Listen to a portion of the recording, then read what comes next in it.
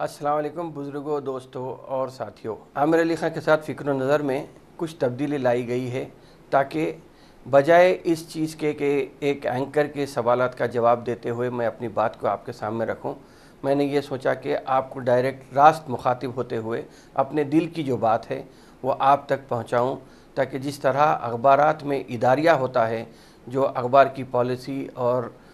मुस्तक़बिल का लाए अमल को बताने की एक जो कॉलम होता है इदारिये का, उसी तरह मैंने सोचा कि रास्त आपसे मुखातिब हूँ ताकि हम अपने जो मसाइल हैं जिससे हम गुज़र रहे हैं उसका आप तक मेरी जो सोच है उसके हिसाब से आपको अपनी बात सामने रखने का एक मौका मिल सकेगा। बहुत बहुत शुक्रिया आपका जो आपने अब तक जो हौसला अफजाई की है मेरे प्रोग्राम को देखकर, मेरी और इससे हिम्मत बढ़ गई है ताकि मैं अब रास्त आप तक डायरेक्ट जो बात करना है उस पर मुखातिब कर सकूँगा। तो इंशाअल्लाह ताला आइंदा ये सिलसिला फ़िक्र नज़र का जारी रहेगा ताकि आप डायरेक्ट और इख्तिसार में 15 मिनट में मैं अपनी बात को ख़त्म करूँगा ताकि इससे आपको जो भी ख्वाहिशमंद रहते हैं, जो सुनना चाहते हैं, वो सुन सकते हैं। तो आज का प्रोग्राम आगाज़ करते हैं। बिस्मिल्लाहिर्रहमानिर्रहीम। बात यह है कि आज जिस कैफियत से हिंदुस्तान गुज़र रहा है, ऐसा मालूम हो रहा है कि हिंदुस्तान क्या एक बनाना रिपब्लिक बनता जा रहा है। बनाना रिपब्लिक क्या है? अगर हम देखेंगे तो बनाना रिपब्लिक ऐसे मुल्क को कहा जाता है जहाँ पे कोई रूल्स एंड रेगुलेशंस का फुक़दान होता है या रूल्स एंड रेगुलेशंस के रहते हुए भी हम उस पे अमल करने से क़ासिर रहते हैं। तो क्या हिंदुस्तान ऐसा बनते जा रहा है, ऐसा मुल्क बनते जा रहा है? देखिए, दिल्ली में बैठ के एक बंटी बबली के ऐसा एक नाटक खेला गया है जिसमें लॉकडाउन 50-60 दिन का लॉकडाउन किया गया है, जिससे लोग काफ़ी हद तक परेशान हो गए हैं। हिंदुस्तान की एक बड़ी आबादी जो रोज़ाना कमा कर ज़िंदगी गुजारा करती थी वो आज परेशान है। तो अगर हम बात करेंगे तो तकरीबन ऐसे 40 करोड़ लोग हैं हिंदुस्तान में जो डेली वेज अर्नर्स या अनऑर्गेनाइज सेक्टर के लोग कहा जाता है, जिसमें बेशतर कई एक बड़ी तादाद उसमें ख़ास तौर पे मुसलमानों की है जो या तो सेल्फ़ एम्प्लॉयड है या डेली वेज अर्नर्स की कैटेगरी में आते हैं। तो आज जिस तरीके से लॉकडाउन हुआ है, ये इसी के बुनियाद पे मैं ये कह रहा हूँ कि क्या हम बनाना रिपब्लिक की तरफ जा रहे हैं। दूसरी बात यह है कि इस हफ्ते अगर देखा गया तो आप देखिए कि एक बाबा साहब दिल्ली में बैठते हैं, प्रेस कॉन्फ्रेंस करते हैं, पूरे मीडिया चैनल्स में उनकी बात आम हो जाती है, जो अपनी एक आँख की के मर्ज़ को सही नहीं कर सके, वो आज ये कहते हैं, ये दावा करते हैं कि मैंने कोरोना वायरस की दवा तैयार कर ली है। आप देखिए कि कोरोना वायरस से आज दुनिया भर में तकरीबन 1 करोड़ लोग मुतासर हुए हैं और तकरीबन 5 लाख लोगों की जान जा चुकी है। रहा सवाल हिंदुस्तान का, तो आप देखिए कि हिंदुस्तान में जिस तेज़ी से कोरोना वायरस फैलते जा रहा है, आज उसकी तादाद 5 लाख के निशाने को पार कर गई है और तकरीबन 15,000 लोग इससे फौत हो चुके हैं। तेलंगाना में भी यही हाल है और ऐसा लग रहा है कि और आइंदा 3-4 महीनों में हो सकता है कि ये तादाद बहुत जल्द बढ़ते बढ़ते एक नए रिकॉर्ड को अबूर कर जाएगी। तो बात यह है कि खैर ठीक है, ये तो बाबा साहब की दवा की बात थी, लेकिन मैं आपको यहाँ पे एक बात कहूँगा कि एक वाक़या है। टाटा कंपनी जो बड़ी हिंदुस्तान की बड़ी कंपनी है, उसका एक कंपनी थी टाटा मोटर्स। 1990s में जब टाटा मोटर्स का क़याम अमल में लाया था, 9 साल या तकरीबन 10 साल चलाने के बाद टाटा ने ये सोचा कि टाटा मोटर्स को काफ़ी नुकसान हो रहा है, तो इस कंपनी को हम फ़रोख्त कर देंगे। तो टाटा ने अपना प्रपोज़ल, अपनी कंपनी के तमाम कागजात लेकर इंटरनेशनल मार्केट में जब अपनी कंपनी को बेचने के लिए जब आगे गए थे, तो उसमें फोर्ड कंपनी जो अमेरिका की बड़ी कार मैन्युफैक्चरिंग कंपनी है, उससे बातचीत हुई थी। तो फोर्ड का ये कहना था कि आप जब गाड़ी बनाने का आपको इल्म नहीं था या तजुर्बा नहीं था, तो आप ये ऐसी कंपनी में दाखिला क्यों लिए। खैर बहरहाल बात यह है कि रतन टाटा की दिलचस्पी थी टाटा मोटर्स को क़ायम करना, उन्होंने क़ायम किया, लेकिन 10 साल के बाद जब वो ऐसे जुमले सुनने के बाद कि आपको जब तजुर्बा नहीं था तो आप क्यों ये कंपनी में दाखिल हुए, उन्होंने हिंदुस्तान में अपने अज़म और मुसम्मिम करके हिंदुस्तान वापस लौटे और कंपनी आज अगर हम देखते हैं तो टाटा मोटर्स دنیا کی سب سے بڑی کمپنیوں میں ٹاٹا موٹرز کا شمار ہوتا ہے، اس لیے کہ جیگوار اور رینج روور جیسے ماڈلز بھی آج ٹاٹا کی ملکیت میں شامل ہیں۔ سیکھنے کا موقع یہ ہے کہ ٹاٹا موٹرز رتن ٹاٹا کے عزم کے حوصلے سے آج ٹاٹا موٹرز دنیا بھر کی سب سے بڑی کمپنی بن کے آگے بڑھی ہے۔ تو میں یہاں پہ ٹاٹا موٹرز کا ذکر اس لیے کیا ہوں کہ ٹاٹا موٹرز کی بات جب آئی تو ٹاٹا کے عزم کو دیکھ کے ٹاٹا موٹرز آج دنیا کی بڑی کمپنی بن گئی ہے۔ اسی سے میں یہ بات کو پھر مذہب کی طرف اگر لے کے جاؤں تو میں یہ کہوں گا کہ قرآن شریف میں ایک جملہ کئی بار آتا ہے جس میں یہ کہا جاتا ہے کہ غور کرنے والوں کے لیے نشانیاں ہیں۔ تو جو آدمی غور و فکر کرتا ہے ان کے لیے یقیناً اللہ تعالیٰ نے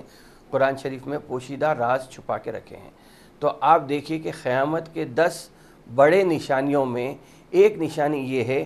کہ ایک ایسا فتنہ دنیا میں برپا ہونے والا ہے جو پوری دنیا کو اپنے لپیٹ میں لے لے گا۔ کسی نے کہا کہ یہ 3rd ورلڈ وار ہو سکتی ہے، کسی نے کہا کہ یہ اکنامک سلو ڈاؤن کی کیفیت کی وجہ سے پوری دنیا پریشان ہو سکتی ہے، لیکن آج دیکھیے کہ کرونا وائرس ہو سکتا ہے کہ وہ فتنہ ایسا ہے جو پوری دنیا کو اپنے لپیٹ میں لے لیا ہے، اور آج پوری دنیا نہ صرف معاشی اعتبار سے بلکہ صحت کے اعتبار سے اور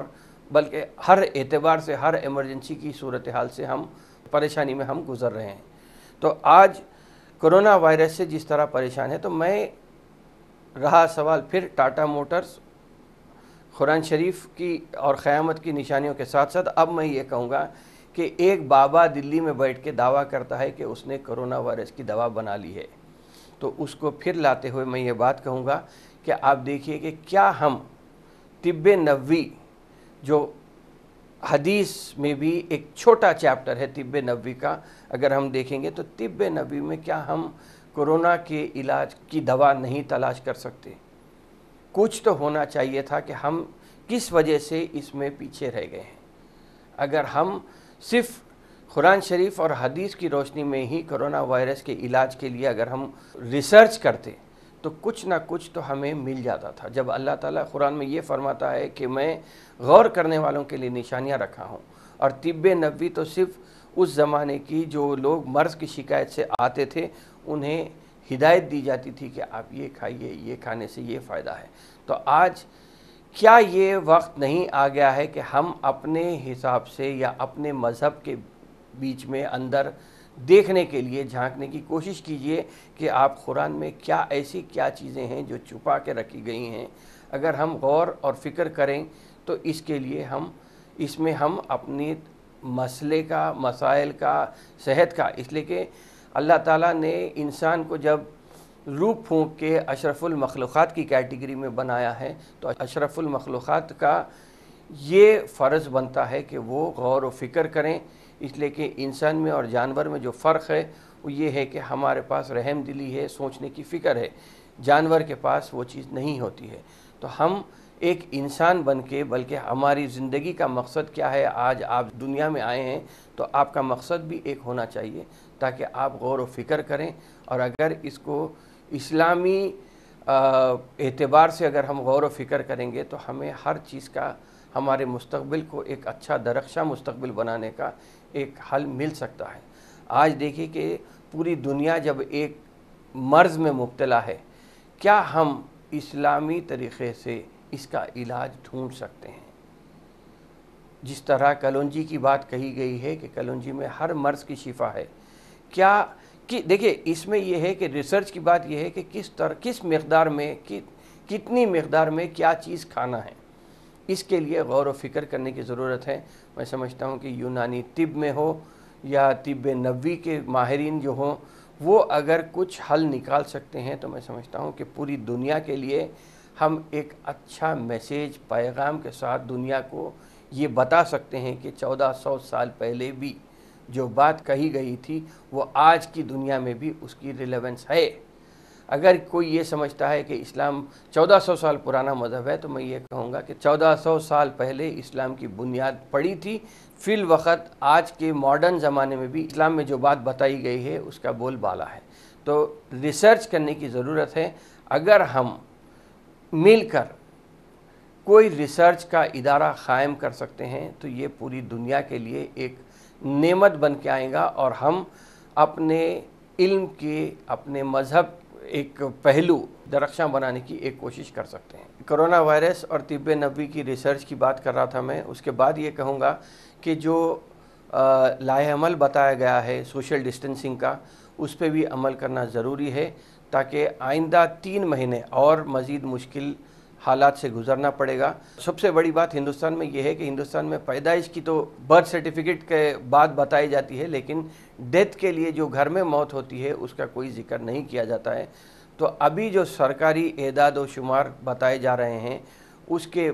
अलावा भी मैं समझता हूँ कि अंडर रिपोर्टिंग जो हो रही है केसेस की, उसका बहुत बड़ा एक फिगर है जो अभी डिस्क्लोज़ नहीं हो रहा है। तो मैं ये समझता हूँ कि सबसे बड़ी बात यह है कि 3 महीने में ये केसेस एक अंदाज़े के हिसाब से, जो हिसाब से 4 दिन 5 दिन में डबल हो रहे हैं केसेस, आज 5 लाख है, हो सकता है कि और 3-4 दिन के बाद ये 10 लाख भी हो जाएंगे। अब केसेस की टेस्टिंग की तादाद बढ़ते जा रही है। अगरचे कि ये है कि हुकूमत ने कई दावे किए हैं, लेकिन आज जो प्राइवेट हॉस्पिटल्स में जो लूट खसूट हो रही है, आप देखिए कि 10 लाख से लेके 50 लाख तक भी बिल्स चार्ज किए जा रहे हैं। तो बेटर ये है कि हम दवाखानों की नज़र होने के अपने आप को सोशल डिस्टेंसिंग के पहलू पे गौर करते हुए, बजाय इसके कि हम गैर ज़िम्मेदाराना हरकत करते हुए या बेरा रवि की ज़िंदगी जो गुजार रहे हैं उससे एहतियात बरतें कुछ दिन। और सोशल डिस्टेंसिंग का हाथ मुंह धोने का जो काम है, मैं समझता हूँ कि 5 वक्ता नमाजी अगर हम बन जाते हैं तो 5 वक्त जो वज़ू करते हैं उससे भी कई हद तक हमारे ये प्रॉब्लम दूर हो सकता है। बेहतर ये है कि हम अपने आप को साफ़ सुथरा रखते हुए सोशल डिस्टेंसिंग का ख्याल रखें, सैनिटाइज़र हो या जो भी एहतियाती तदाबीर हुकूमत की जानिब से अब तक जो आ रहे हैं पूरी दुनिया में, होते होते तजुर्बे के हिसाब से जो हम तक वो जो बात पहुंच रही है, चाहे वो सोशल मीडिया के ज़रिए पहुंच रही है, अखबारात के ज़रिए पहुंच रही है या टीवी चैनल्स के ज़रिए पहुंच रही है, उसका लिहाज करते हुए हम अपने आप को अगर बचा के महफूज रख सकते हैं, महफूज रखें तो हमारा मुस्तकबिली भी, हमारे ख़ानदान में बड़े बुज़ुर्गों को बचा के रखने में हमें एक मदद मिल सकती है। नाज़रीन, इस हफ़्ते का प्रोग्राम को हम इख्तिताम पे पहुंचाते हैं। आपने मेरे अब जो इस हफ़्ते के जो मौज़ूआत थे उसका प्रोग्राम आप समाअत किए हैं, आप सुने हैं। तो मैं समझता हूँ कि आप आइंदा भी प्रोग्राम को हमारे और बेहतर बनाने के लिए अगर आप अपने ख़यालात से नीचे गए हुए ईमेल पे या यूट्यूब चैनल के ज़रिए अगर आप अपने कमेंट्स में कुछ शेयर करना चाह रहे हैं तो आप बताइए मौज़ूआत जिस पे हम बात कर सकते हैं, ताकि प्रोग्राम को और दिलचस्प और इन्फॉर्मेटिव बनाने में हमें आसानी हो सके। शुक्रिया बहुत बहुत।